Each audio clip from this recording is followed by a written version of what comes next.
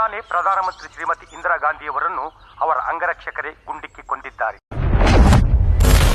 Trailer word ಅಲ್ಲಿ ಯಾವ director ಮಾಡಿಲ್ಲ ಮಗ. ನನ್ ಮಗ ಎಂತ ಸ್ಟೇಟ್ಮೆಂಟ್ ಕೊಟ್ಟಿದ್ದಾನಂದ್ರೆ